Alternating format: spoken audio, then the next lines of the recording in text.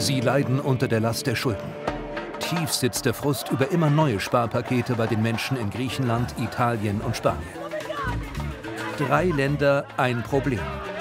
Spiegel TV auf der Suche nach den Ursachen. 3 Reisen durch das schuldengeplagte Südeuropa. Heute Spanien. Es sollte ganz nach oben gehen mit Prunk und Protzerei. Es endete ganz unten. Es ist unfassbar, was man mit alten Leuten gemacht hat. Verzweiflung aller Orten. Mütter, die sich ausziehen für den Schulbus ihrer Kinder. Das ist unser letzter Ausweg. Exklusiv für Spiegel TV reist Spiegelreporter Juan Moreno ins Herz der Krise.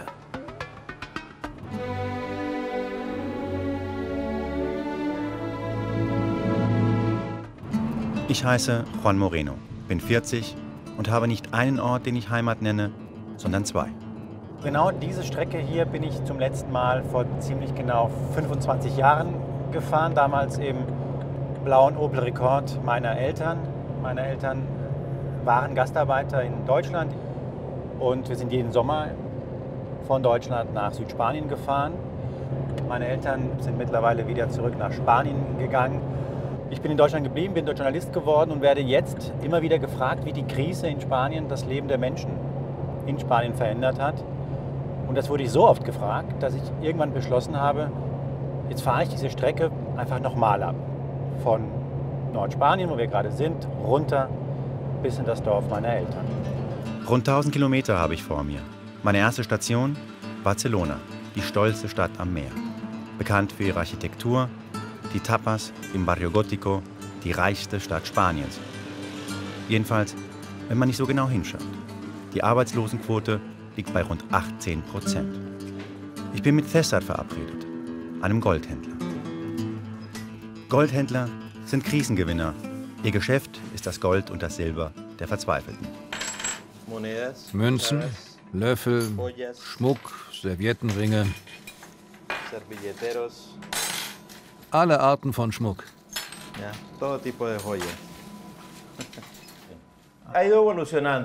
Anfangs, als mehr und mehr Geschäfte wie dieses aufmachten, war das für viele Leute eine gute Gelegenheit, Gold, das sie aufbewahrt hatten, zu verkaufen, um anderweitig zu investieren, um die Wohnung zu renovieren, in Urlaub zu fahren, dem Sohn eine Wohnung zu schenken oder zumindest anzuzahlen. Jetzt ist es anders. Es tut den Leuten weh, wenn sie ihre Sachen verkaufen müssen, um ihrem Sohn die Hypothek zu bezahlen oder einfach nur, um sich Essen zu kaufen. Hier habe ich ein Silbertablett. Wie viel bringt das? Das bringt 736,4 Gramm, 35,40 Cent das Gramm. Das macht 294 Euro.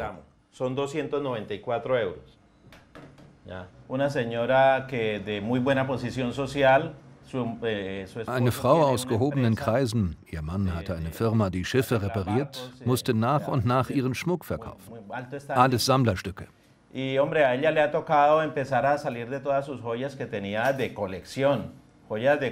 Damit haben sie sich über Wasser gehalten.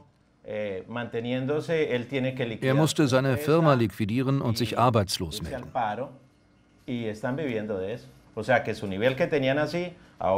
Also ihr Lebensstandard, der hoch war, ist jetzt eher durchschnittlich. Die teuren Friseure sind vergessen, die weiten Reisen und so weiter. Das trifft die Leute sehr. Als nächstes schaue ich mir in einer schönen Wohngegend etwas an, was vor 5 Jahren noch undenkbar gewesen wäre. Eine Armenspeisung der Kirche. Ich treffe die deutsche Rentnerin Monika Baumann. Sie arbeitet hier als Freiwillige und teilt Essen aus. Die Entwicklung hat uns überrollt, sagen wir mal. Es hat sich so entwickelt, als wir eröffnet haben, hatten wir nur 11 ältere Damen. Das war der erste Tisch, den wir hatten. Aber aufgrund der Krise hat sich das so entwickelt, auch hier in diesem Viertel, das ist an für sich kein Armenviertel. Das ist kein Armenviertel? No, das ist Mittelklasse. Dass viele Leute um ihr tägliches Brot bangen müssen. 200 Mahlzeiten werden jeden Tag ausgegeben. Hier sitzen Kinder, junge Mütter, Familienväter, die noch immer nicht verstehen, was eigentlich passiert ist. Früher war es in Spanien so, dass du einen Job aufgegeben hast und auf der anderen Straßenseite gab es schon den nächsten am selben Tag. Heute ist das anders. Das ist nicht mehr das fröhliche Kastagnettenspanien, das die Deutschen so sehr lieben. Nicht mehr der Musterschüler der EU, der bis vor kurzem weniger Arbeitslose hatte als Deutschland. Ich fahre jetzt zu Antonio. Der Mann ist Familienvater, hat 2 Töchter und teilt ein Schicksal, das heutzutage sehr, sehr viele in Spanien ereilt hat. Der Mann war Hausbesitzer, hat lange Jahre seinen Kredit artig bezahlt und dann kam die Krise. Er konnte die Raten nicht mehr begleichen und aus dem Hausbesitzer wurde ein Hausbesetzer. Antonio kommt mir nicht vor wie ein Hausbesetzer. Er ist 47 und sieht ehrlich gesagt ein wenig aus wie George Clooney.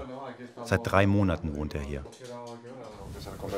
Hier haben wir die Wohnküche. Wie groß ist die Wohnung? Ich bin mir nicht sicher, wohl so um die 65 Quadratmeter. Vielleicht weniger, ich habe ja keinen Grundriss.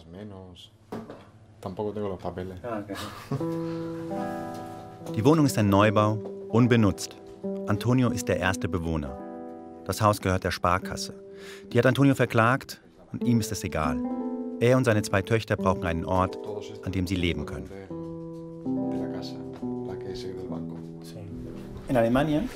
In Deutschland würde man sich fragen, dieser Mann hat ein Haus besetzt. Warum kommt die Polizei nicht? Sie kamen zu 8 oder 9, fragten, was hier los sei. Ich sagte ihnen, diese Wohnung ist besetzt von Menschen, die in Gefahr sind, obdachlos zu werden. Und du hast die Tür einfach zugemacht? Ja. Sie standen davor, haben dagegen gehämmert? Ja. Nicht nur die alte Wohnung hat Antonio verloren, auch seine Frau. Den sozialen Abstieg hat sie nicht verkraftet. Sie ist zurück zur Mutter gezogen. Es gibt ein Davor und ein Danach. Die ganze Situation hinterlässt Spuren. Das prägt dich für den Rest deines Lebens. Ein Bruder von mir wohnt ganz in der Nähe. Er war nicht einmal hier, um zu schauen, wie es mir geht. Vielleicht weiß er es über die anderen Geschwister, aber... Und warum kommt er nicht? Schämt er sich? Ich weiß es nicht.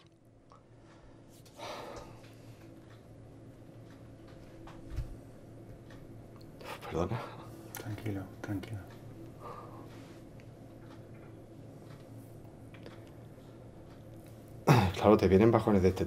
Es gibt schwierige Momente wie jetzt, wenn man sieht, was passiert ist.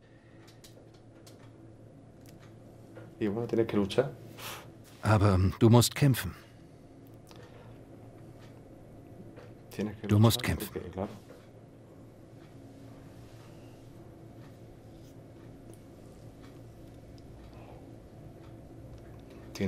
Du hast 2 Töchter und für die muss es irgendwie weitergehen.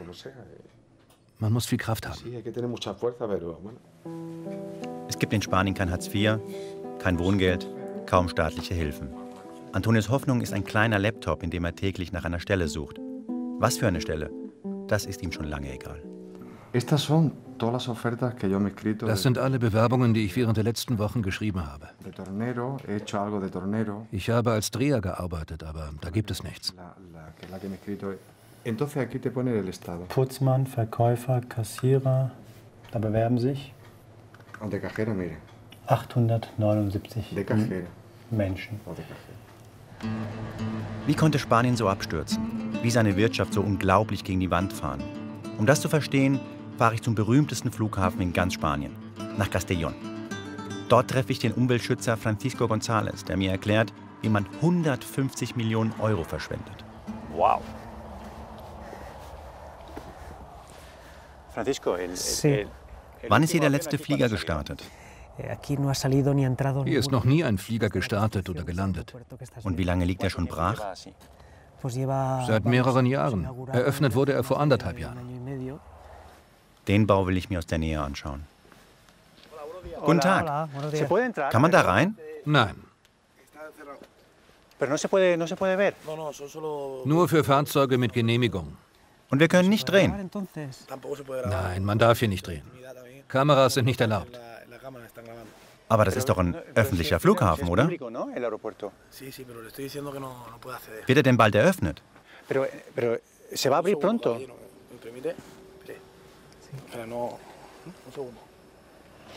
Der Wachmann bleibt hart, aber ein Team des französischen Fernsehens hatte mehr Glück.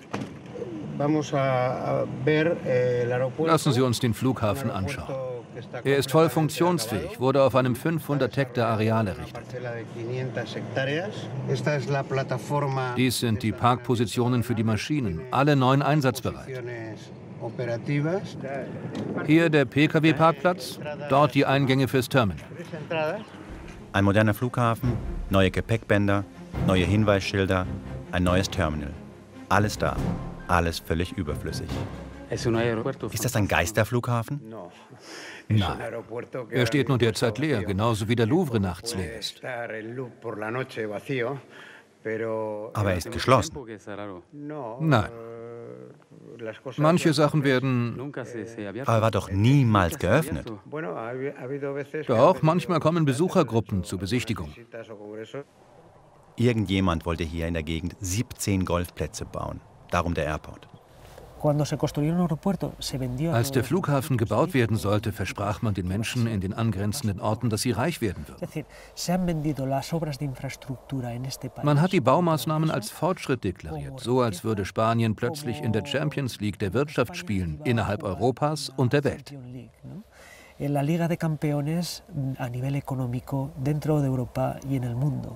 Kein Golfplatz wurde hier je gebaut. Plötzlich entdecke ich hinter dem Zaun einen Mann in Grün. Wer ist der Mann dort? Das ist der Falkner. Wozu braucht man einen Falkner? Der verscheucht Vögel und seine Frettchen jagen Hasen. Alles, um die Sicherheit zu gewährleisten, damit Flugzeuge problemlos starten und landen können. Obwohl es gar keine Flüge gibt. Und was kostet das? 90.000 plus Mehrwertsteuer. Die spanischen Staatsschulden belaufen sich auf über 1 Billion Euro. Mir kommt es vor, als merke die EU gerade, dass ihr ehemaliger Klassenstreber in Wahrheit ein crackrauchender Junkie ist, der massenweise Wettschulden hat. Wo ist das Geld, frage ich mich. Das haben sie alle in Spanien gefragt und viele sagen, fahr nach Valencia. Da wirst du schon sehen, wo das ganze Geld geblieben ist. Hola, yo soy Juan. Ich treffe Veronica Marcos, Lokalpolitikerin von der konservativen Partei in Valencia. Anfang der 90er Jahre sagte man, Spanien 92, Valencia 0. Hier in Valencia war nichts los. Die Expo war in Sevilla, die Olympiade in Barcelona, die Kulturhauptstadt war Madrid. Und wie man hier sieht, hat sich Valencia von 1995 bis heute total verändert. Auch ich erkenne Valencia nicht wieder. Vor 20 Jahren stand keines dieser Gebäude hier. Valencia war eine tröge, langweilige Stadt, die darunter litt, dass sie nicht Barcelona war. Teresa Galindo, eine Stadtführerin, soll mir etwas über den irren Bauboom erzählen. Das ist das Wissenschaftsmuseum Prinz Felipe. Eines der ersten Gebäude in diesem Kulturkomplex. Wissenschaftsmuseum. Ich sehe keine Leute. Es kommen kaum Besucher, hauptsächlich Schüler, Schulklassen in organisierten Ausflügen.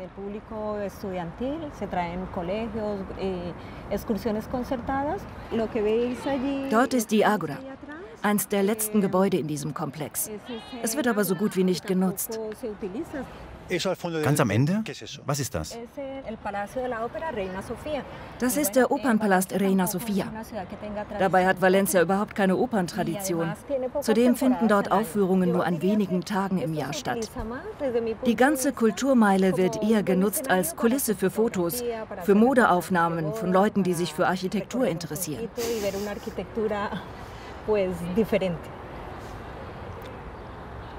Aber als Kulisse ist das ein wenig teuer, oder? Als Kulisse ist das sehr teuer. Ein Skandal. 1,3 Milliarden Euro verschwendete Steuergelder. Ich will wissen, was sich Valencia noch so geleistet hat. Allein der Hafenumbau soll 1 Milliarde gekostet haben. Was sind das für Gebäude? Die wurden als Basisstationen für die Teams vom America's Cup gebaut. Und was ist da jetzt drin? Zurzeit nichts. Und wann wird der nächste America's Cup stattfinden? Das wissen wir noch nicht. Ach, das weiß man nicht.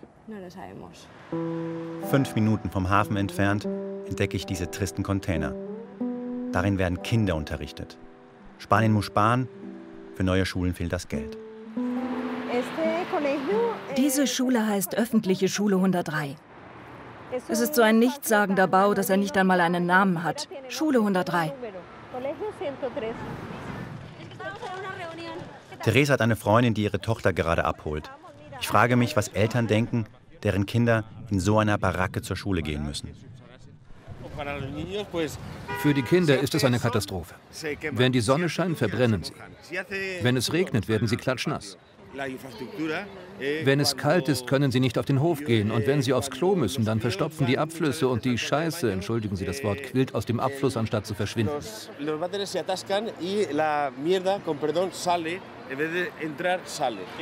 Für die Behörden ist es so, als würde es uns gar nicht geben. Wie kann man gleichzeitig Luxusgebäude am Hafen leer stehen lassen und Kinder in Baucontainern unterrichten? Kürzlich sind wir an einer Schule vorbeigekommen, die aus Baracken besteht. Naja, manche nennen es Baracken. Das ist schade. In Katalonien zum Beispiel nennt man das liebevoll Fertigbauten, während man hier in Valencia verachtungsvoll Baracken sagt. Das sind halt Container. Ich würde es natürlich auch nicht so gut finden, wenn meine Kinder in solchen Containern lernen müssten.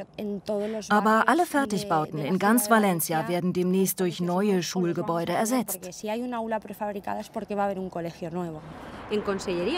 Uns wurde versichert, das sei nur ein vorübergehendes Provisorium, aber sie logen und logen und logen. Die Baracken sollten 20 Monate bleiben. Daraus sind 5 Jahre geworden. Und das Provisorium wird erweitert. Zuerst gab es eine Zeile von Baracken, dann noch eine und jedes Jahr kommen 3 neue Zeilen von Baracken für die Kinder dazu.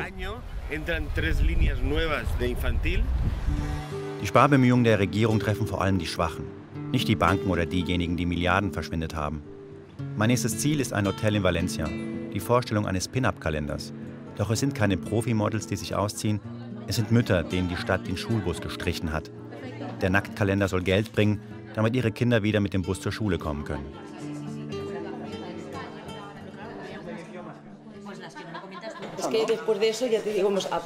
Wir haben vor dem Kalender viele Aktionen gestartet. Vor der Schule, wir waren mehrmals bei der Verwaltung, aber nichts davon hat etwas gebracht. Jeden Mittwoch demonstrierten wir bei der Regionalregierung mit Pfeifen und Topfschlagen. Das hier ist unser letzter Ausweg. Mütter, die sich ausziehen, um einen Schulbus zu finanzieren. Ich finde sie mutig, einerseits. Auf der anderen Seite tun sie mir unendlich leid. Die Idee kam beim Kaffeetrinken. Anfangs protestierten einige lauthals. Andere waren dafür. Alle dachten natürlich, was sagen die Ehemänner? Aber die haben uns von Anfang an unterstützt. Bist du auch im Kalender? In welchen Monaten? Juni und November.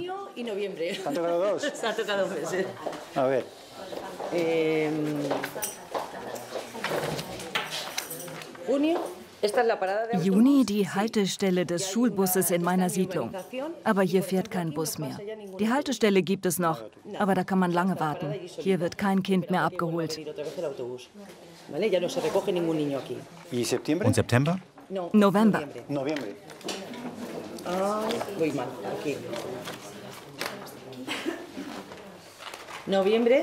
November. Lasst uns gemeinsam für eine neue Schule arbeiten. Möchtest du mit der Schaufel jemanden schlagen? Lust dazu hätte ich.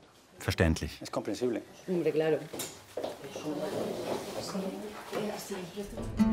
Ich verlasse Valencia und fahre Richtung Süden, Richtung Alicante. Ich weiß, dass nicht alle so reagieren wie die Pin-Up-Mütter. In Alicante haben sich Demonstranten vor einer Bank versammelt. Opfer des Immobilienbooms. Wir wollen unser Geld. Ihr habt uns den letzten Cent geklaut. Wir wollen unser Geld. Dafür haben wir das ganze Leben gearbeitet. Senora, passen Sie auf, da drin wird gestohlen. Diebe sind das. Ein Riesenproblem sind die Räumungsklagen. Über 50.000 allein letztes Jahr. Ganze Familien werden von den Banken vor die Tür gesetzt, weil der Kredit nicht bedient wird. Viele Betroffene wissen nicht weiter und haben beschlossen, vor ihrer Bankfiliale zu kampieren. Die Banken wollten Geschäfte machen. Sie boten Kredite für alles an. Für Immobilien, Autos, Möbel, alles. Mit Hypotheken wollten sie Riesenumsätze machen. Der Filialleiter sagte, ich muss diesen Monat für 4 Millionen Hypotheken verkaufen. Und so wurde das Geld an Menschen verliehen, die ein hohes Risiko hatten. Es war das Spanien, das Europa und Deutschland so liebten. Die Wirtschaft boomte, wenig Arbeitslose, viel Wirtschaftswachstum. Wen interessierte schon, dass alles auf Pump gebaut war? Was hast du im Monat verdient, als du den Kredit bekamst? 1.000 Euro. Und es war kein Problem, den Kredit zu bekommen? Nein, überhaupt kein Problem. Nach einem Monat hatten wir alles. Und wie viel gab dir die Bank? 140.000 Euro. Gauner sind das. Ich bin fast am Ziel meiner Reise. Das Dorf meiner Eltern ist nicht mehr weit. Es heißt Huerca Lovera, ein ruhiger Ort, in dem ich als Kind die Sommerferien verbracht habe. Meine Eltern haben ihr Leben lang in Deutschland gearbeitet. Sie leben von 750 Euro deutscher Rente. Beide. Meine Mutter laufen wie immer Tränen über die Wange, wenn sie mich oder einen meiner Brüder sieht. Ansonsten ist es wie immer, wenn ich komme. Die Familie trifft sich zu einem Kaffee und redet. In letzter Zeit gibt es nur ein Thema: Spanien und die Krise. Wie war das während des Booms, die Jahre der Bonanza? Da gab es Arbeit für alle. Alle, die hierher kamen, hatten Arbeit, fast ausschließlich auf dem Bau. Hier in diesem Dorf gab es früher nur Kräne, überall nur Kräne. Jetzt gibt es keinen einzigen mehr und keine Arbeit. Du bist aus der Gegend, um die 30 Jahre alt. Wie ist die Lage für Leute wie dich? Für mich ist es miserabel. Ich habe als technischer Zeichner beim Bau gearbeitet. Als die Blase explodierte, wurde ich arbeitslos. Ich studierte dann zusätzlich Topographie, war ein Jahr lang als Topograf tätig. Dann wurde ich auch da arbeitslos. Wenn ich weiter hätte arbeiten wollen, hätte ich nach Peru gehen müssen. Das ist dir passiert, aber genauso ganz vielen anderen, oder? Ja, von meinem Jahrgang Topographie, da waren wir 21 oder 22 und von uns allen arbeitet einer. Was sagst du zu den Jungen, die gehen wollen? Nach Deutschland oder in die Schweiz? Hast du Verständnis dafür? Ja, natürlich, sie müssen gehen. Wenn sie eine Zukunft haben wollen, müssen sie Spanien verlassen, denn hier haben sie keine Zukunft. Sehr gerne würde ich meinem Onkel widersprechen. Aber ich weiß nicht, wie.